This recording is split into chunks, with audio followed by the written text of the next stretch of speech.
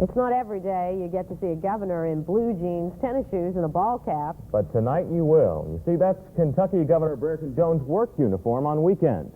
And in the fourth part of our special series, Bluegrass Stakes, we take you to his place of business.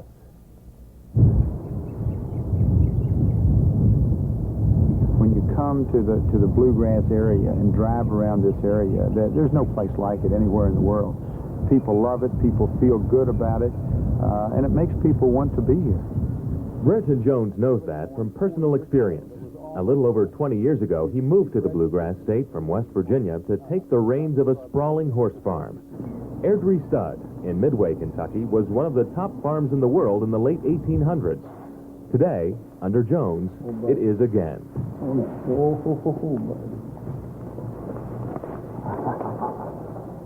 Stallions like to take a shot at you. Got to be careful around it. Roanoke is one of 15 prized stallions at Airdrie Stud, a multi-million-dollar collection of some of the most royal blood in racing. There's Navis, son of Mr. Prospector. Stalwart, sire of more winners last year than any other thoroughbred stallion in Kentucky. And Slew City Slew, one of several Airdrie stallions sired by Triple Crown champion Seattle Slew. His first crop of foals are 2-year-olds this year, and his first 2-year-old starter was at Keeneland the other day and won his first race. So we're very, very high on him as a sire prospect.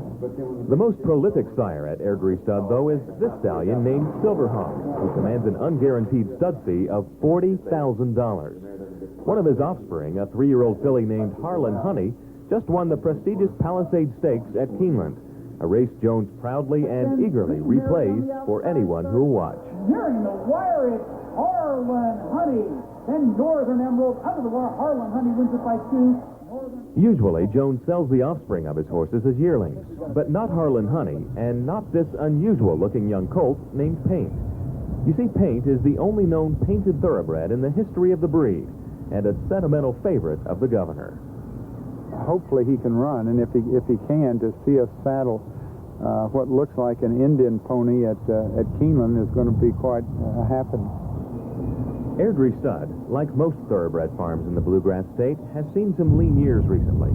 But Jones says the industry has learned from its mistakes and is rebuilding on a firmer foundation. Jones himself has aided in the rebuilding effort, guiding through key pieces of legislation. Legislation he admits helps him financially. There's no question I benefit, just as having better schools for my children. I benefit from that. And the reason I got involved in politics was to try to make things better for everybody, for all citizens, and I'm a citizen just like everybody else. But Jones really isn't like everybody else. After all, not all of us get to live out our dreams. As a child, my goal was to have a horse farm in Kentucky and to be in the winner's circle on the first Saturday in May. I never dreamed that I would be there as the governor giving the cup. Quite frankly, I'd rather be on the receiving end.